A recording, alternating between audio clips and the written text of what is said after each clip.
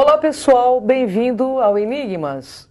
Eu sou Kátia Gaia. E eu, Cris de Pascoal. Está começando mais um programa aqui na TV Mundi, onde o normal é ser diferente. O normal é ser paranormal.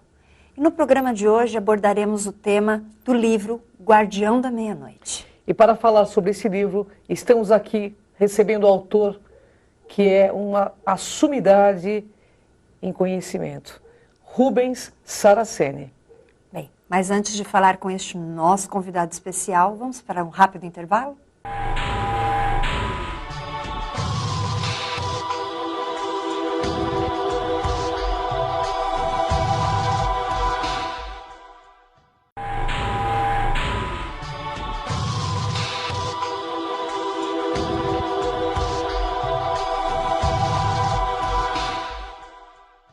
Estamos de volta com Enigmas. E para você que tem alguma sugestão e queira nos deixar um recado, envie um e-mail para enigmas@tvmundi.com.br. Olá, Rubens. Seja bem-vindo ao programa Enigmas. Gratidão pela sua presença. Honra enorme estar contigo aqui. Obrigado.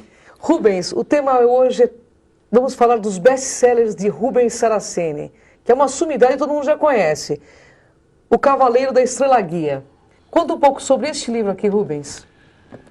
Bom, primeiro quero agradecer pelo convite de vir aqui, essa oportunidade de falar com esse público vosso. É muita alegria para mim, tá? Eu agradeço também a Kátia pelo convite. Falar um pouco do Cavaleiro da Estrela Guia, o Cavaleiro da Estrela Guia. Esse livro foi o primeiro livro que eu psicografei. Ele foi o começo de toda uma obra que se estendeu por dezenas e dezenas de livros posteriormente, e escritos numa sequência, acabava um, vinha outro, acabava outro, vinha outro, sempre histórias diferentes, para comprovar que a psicografia é um dom, ela não é, Claro. Ela acontece na hora certa. E quando ela veio, eu já tinha 30 e poucos anos quando comecei. Olha que maravilha. Eu sei que o Guardião da Meia-Noite, gente, é um best-seller, né?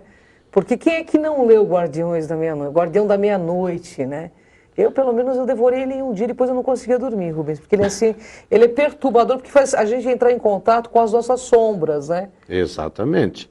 Eu digo assim, tem uma série de livros que chamados, todos eles denominados Guardiões, que são histórias dadas pelas próprias entidades ao espírito responsável por isso, que é o Pai Benedito de Aruanda, em que eles ali, dando a sua biografia sucinta, é claro, sem muitos detalhes, mas eles fazem o meia-culpa, né? Eles, perante quem os lê, eles estão dizendo, olha, eu passei por isso, não repita. Com certeza. Porque isto poderá trazer para você também um karma muito difícil de ser superado, de ser transmutado. E o Guardião da Meia-Noite, ele é muito humano, é um personagem muito humano, ele é muito terra mesmo, é os erros que o ser humano comete a partir do desequilíbrio do seu emocional, quando a emoção toma lugar da razão e dali em diante o ser é conduzido puramente pelo instinto, pela emoção, pelo seu negativismo íntimo, né? Pelas sombras. É claro. Pelas sombras. Quem são os guardiões dentro do seu conhecimento, Rubem? Olha, esse título Guardiões, o nome Guardião acompanha a humanidade, né? Se aplica a muitas situações, a muitas funções. Mas no caso aqui, os Guardiões, eles se aplicam a uma classe de espíritos que trazem em si já uma grande evolução ou um longo período dentro desse nosso planeta, e que são espíritos dotados de determinados poderes íntimos que, quando colocados em ação, eles são capazes de realizar grandes obras ou grandes desgraças.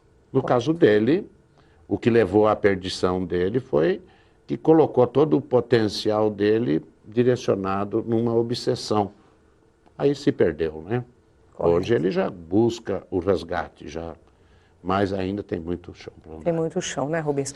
Os guardiões dentro da Umbanda, que eu sei que você é um mestre da Umbanda também, eles são Exus. Eu gostaria que você desmistificasse um pouco isso, porque as pessoas acham que os Exus são sempre negativos. Veja, o termo guardião, ele se aplica tanto aos espíritos que atuam na esquerda quanto na direita. Correto. Só que na direita, esses guardiões de mistério, porque o guardião, para o público que nos assiste saber por que o termo guardião é aquele que guarda no seu íntimo um mistério divino. E que quando ele entra em ação, esse mistério flui através dele. Correto. Ele é o canal por onde flui esse mistério. Então não significa que o mistério está atuando o tempo todo, mas na hora que se faz necessário, o espírito ativa em si o mistério e o mistério começa a realizar sua ação. Então por isso foi dado o nome de guardião. Preto Velho define alguma coisa. Caboclo define alguma coisa. Correto. Exu define alguma coisa. Pombagira define alguma coisa, mas guardião ou guardiã define tudo. Correto. Porque ele tanto pode ser guardião de mistérios manifestados pelas linhas das esquerdas, quanto pode ser outro guardião de mistérios manifestados pela linha da direita. Então o termo guardião se aplica perfeito a um caboclo, a um preto velho, a uma pombagira, a um exu, a uma entidade que atua na linha dos baianos, ou do boiadeiro, ou do marinheiro. Todos eles são guardiões de mistérios, senão ele não conseguiria trabalhar. E o Rubens Saraceni é um guardião do mistério? Eu sou o que escreve sobre os guardiões. Então ele é o guardião dos mistérios, né? Eu escrevo sobre eles. Então é um guardião dos mistérios, porque traz autoconhecimento puro para que haja bastante reflexão. Porque é uma reflexão profunda seus livros, né, Rubens? Eu sou um beneficiário, porque quando eles passavam as histórias, eu era o primeiro a saber, né? Com certeza, é um guardião dos mistérios. Não. Rubens, me fala uma coisa. O programa Enigmas ele tem buscado desmistificar alguns assuntos e nós trouxemos você, por todo o conhecimento que você traz. O guardião, ele também atua como Exu? Ele atua na linha da esquerda como Exu. E o Exu ele é negativo ou positivo? Ele é neutro. Neutro. Neutro. Ele não tem polaridade em si. Ele adquire a partir de quem o invoca. Aí está o que tem que ser desmistificado nas linhas. Ele não atua por si só, ele não tem livre iniciativa, não foi dado a ele a iniciativa. Eles são poderosos, são realizadores, tanto no positivo quanto no negativo, mas tem que ter um agente ativador. Correto. Se não tiver um agente ativador, uma entidade Exu não sai do ponto dele na natureza para vir atuar, não. Até o do médium, ele tem que ser ativado para atuar em benefício do médium, senão ele não se mexe. Aí o médium vai lá e ativa, ele atua em benefício.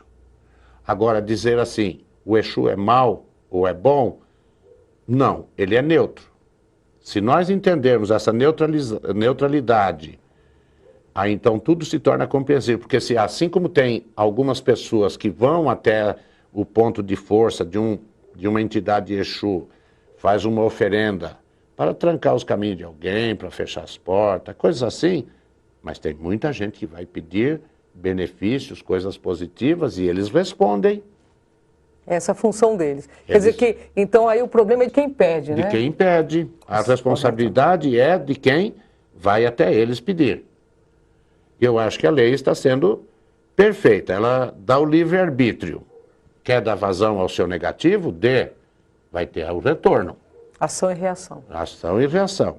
Quer dar vazão ao seu positivo? Dê. Vai ter o retorno também, porque para toda ação boa, há um retorno bom. Com certeza. E isso faz com que a maioria só faça pedidos positivos a essas entidades, auxiliando elas a resgatarem o seu karma, como diz o guardião. Ele diz no final do livro que ele foi convidado, pelo grau de consciência que ele já tinha recuperado, ele já tinha condições de ter passado para o lado da direita. Isso nós estamos falando há 21 anos atrás, quando eu psicografei. Hoje, muito mais, né? Ele recusou-se a passar para a direita naquele tempo. Por quê? Porque ele achou que ali ele poderia ser mais útil à lei devido ao campo vasto que ele tem para resgatar espírito, porque ele é um grande resgatador de espírito. Correto. Essa é a verdade. Ele, na esquerda, ele é um socorrista. Olha só, gente. Então, desmistificando a questão do Exu, que o Exu ele não é negativo. Somos nós que somos fazemos as escolhas entre o positivo e o negativo. Ele simplesmente vai atuar perante o nosso pedido. É isso que eu entendi. Exatamente. Eles não têm o livre-arbítrio e têm a obrigatoriedade de atender. Então, se uma pessoa vai até a linha dele lá, que é na meia-noite, em qualquer campo, faz uma invocação, não quer dizer que é esse personagem que vai responder. Alguém Correto. da hierarquia. Correto. E faz um pedido positivo, imediatamente aquela entidade que responde ao que está invocando, imediatamente ele ativa o mistério dele e começa a ajudar alguém. Mas se daí a pouco vier alguém e fizer um pedido negativo, ele também vai ativar o mistério dele de forma negativa para travar a vida de alguém. Ele é ambíguo por causa disso. É discutível por causa disso. Tirando isto, é uma entidade de espírito igual a qualquer outro. Olha, gente, então, essa é a lei. O bem faz bem, o mal faz mal. E quando você pede, você tem que saber o que pede. Agora fique com Kátia H e vamos para um rápido intervalo.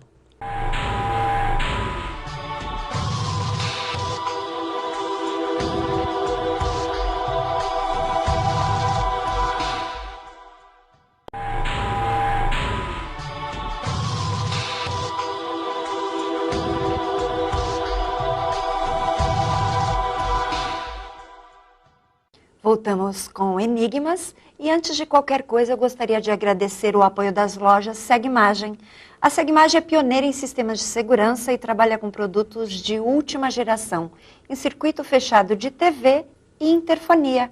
Acesse o site da Segmagem para que você conheça toda a linha de produtos, que é o www.segmagem.com.br. Bem, e voltamos aqui com meu mestre, né? Tenho a grande honra de apresentá-los a você aqui nessa entrevista gostosa. Rubens, prazer imenso, né? E saibam que eu estou muito emocionada e peço desculpas, porque com certeza hoje é meu presente e estou muito feliz. Eu precisava dar esse depoimento, né? Porque dificilmente eu falo alguma coisa.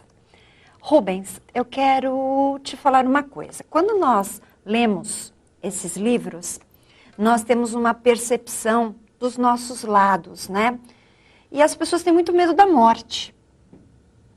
Uhum. Quando ele se depara diante da putrefação, que é aquele estado que nós passamos no cemitério e tal, como que você sentiu ao escrever sobre isto?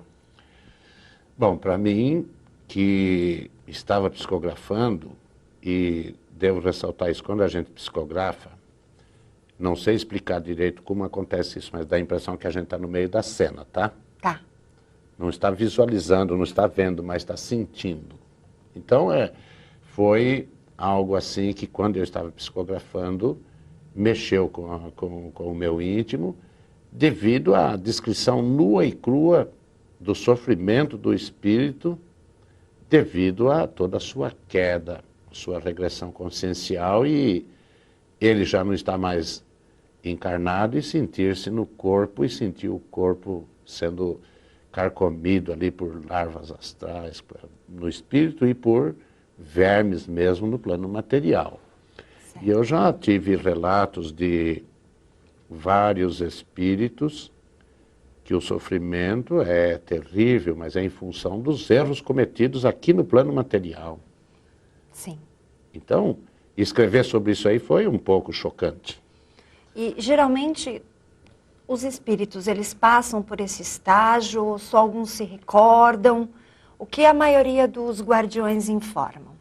Veja, eu tenho vários títulos de guardiões, sim, cada um com uma história muito forte, muito esclarecedora, todas elas envolvendo um pouco os mistérios divinos, dos quais eles são manifestadores.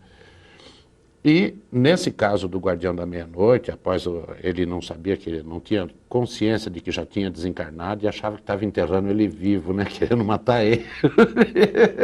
Ele já estava morto. E ele não percebeu que ele já estava morto, estava a falta de consciência sobre si, né?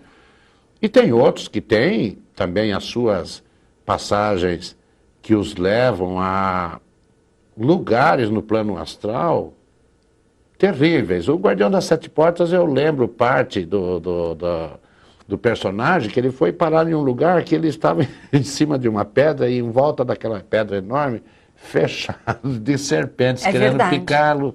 E ele ali não podia sair. Depois ele começou a reconhecer em cada uma daquelas serpentes espírito de pessoas que conviveram com ele em vida e que ele tinha levado àquele estado, né? É verdade. E por que 7 portais? Nós ouvimos falar muito nas 7 portas do céu, do paraíso, 7 portas do inferno, das trevas. Esses são os portais de entrada para... Do paraíso a gente vai colocar assim, são as entradas, as passagens para os planos positivos da criação. Certo. E os portais negativos, portais das trevas, porque ele é o guardião dos 7 portais das trevas. Sim. As 7 passagens para 7 faixas vibratórias negativas, ou seja, os 7 infernos. Então ele trazia, e se o personagem trazia, até que ele demorou para descobrir que ele trazia esse mistério em si, aí quando ele descobriu tudo isso, aí ele assumiu, e ele assumiu a sua condição de guardião de um mistério divino, que é aquele que recolhe os espíritos que regrediram aqui na matéria. A maioria dos seus livros conta o mistério de que cada um carrega. Aqui por ser meia-noite, aqui o portal, aqui a encruzilhada e muitos outros. Sim, eu tenho das 7 cruzes, tem uma série aí. Então vamos falar. O Guardião da Meia-Noite, ele traz em si o mistério da passagem de um dia para o outro. O dos 7 portais é a passagem de uma faixa vibratória ou de um plano para o outro. Certo. O das 7 encruzilhadas é a passagem de nível. Então, cada encruzilhada é o cruzamento de uma irradiação divina com uma faixa vibratória, é o nível. Enquanto esse abre as portas para recolher os que têm que ser recolhido ou liberar os que têm que ser liberado, a encruzilhada é quando o ser eleva-se de nível ou regride para um nível inferior. Aí ele sai de uma realidade e vai para outra. Aqui o ser pode estar sempre dentro da mesma realidade. Aqui não, na encruzilhada já é diferente. Cada encruzilhada é um nível diferente. Certo. E o Guardião da Meia-Noite, ele é justamente a passagem de um dia para o outro, de uma noite para outra, ou de um estado para outro estado. Ele sustenta, no caso, na esquerda, um orixá? Não, ele é sustentado por um orixá. Ele é sustentado. Primeiro, ele é manifestador de algum mistério não revelado do orixá maior Exu. Certo. O mistério universal, né? Por isso ele leva o nome de Exu da meia-noite. Certo. E agora, o mistério da meia-noite, que é a passagem de um dia para o outro, é uma regência. Essa regência é do orixá Omulu. Perfeito. Ele rege a passagem de um dia para o outro, na meia-noite. Então, ele é um Exu que atua na irradiação de Omulu. Então, dizer, ele serve enquanto um espírito que teve uma regressão, precisou retomar pela esquerda, através do orixá Exu, voltar à realidade espiritual humana, foi acolhido pelo orixá Omulu, ao qual ele serve. Perfeito. Então, nós temos que entender a relação desses guardiões com os orixás. Exu acolhe todos eles, os distingue com seus mistérios pessoais, divinos, Sim. perdão, que cada um desses Exus traz em si e não revela. Mas eles vão se revelar através do orixá que os acolhe. O orixá que os acolhe, então esse orixá é que distingue o Guardião da Meia-Noite, regido por Omulu. Guardião das 7 encruzilhadas, que é as passagens de níveis, o Baluaê. Guardião das 7 portas, dos 7 portais, também é por Obaluaê.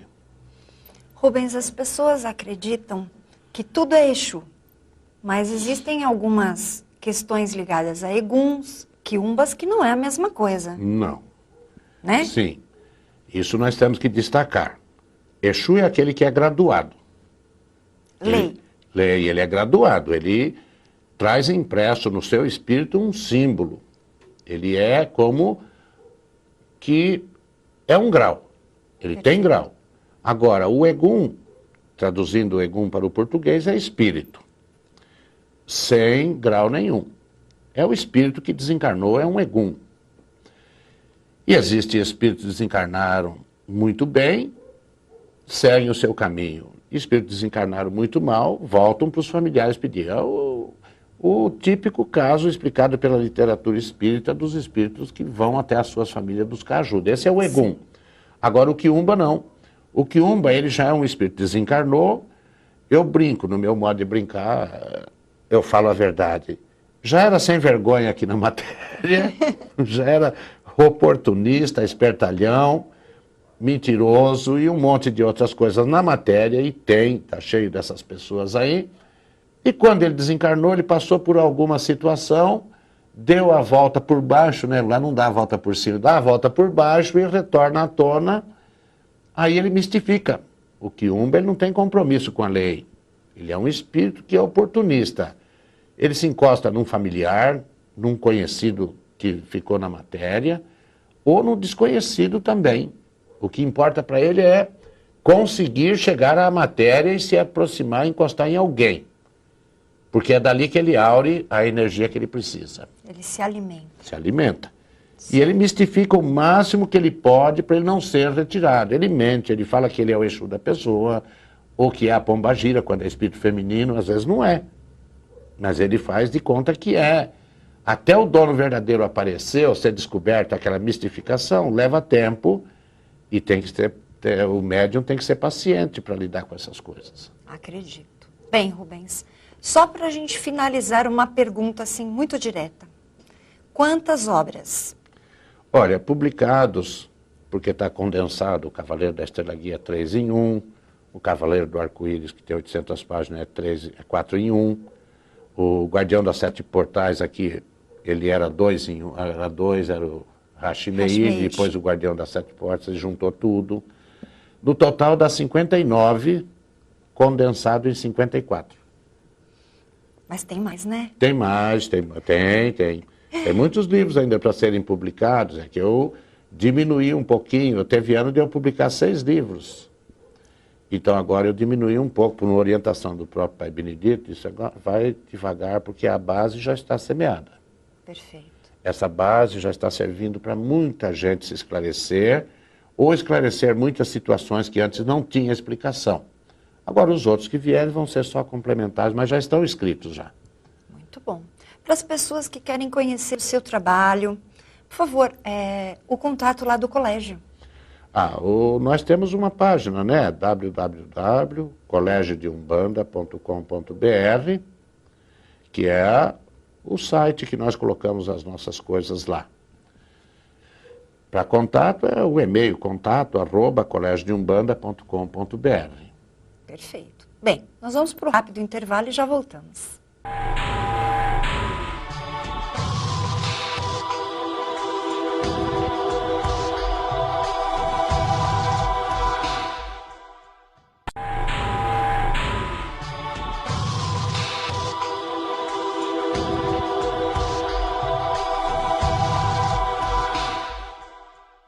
Estamos de volta com o programa Enigmas, mas infelizmente mesmo, nosso programa acabou.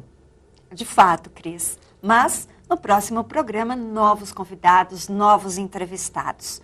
Muitíssimo obrigado, Rubens. Satisfação. Gratidão, satisfação enorme estar com você. Gratidão, muito obrigado a vocês pela oportunidade de estar aqui. Que o nosso Pai Oxalá abençoe vocês. Muita luz, muita paz, muito amor, muita prosperidade na vossa vida. Até o próximo Enigma, gente.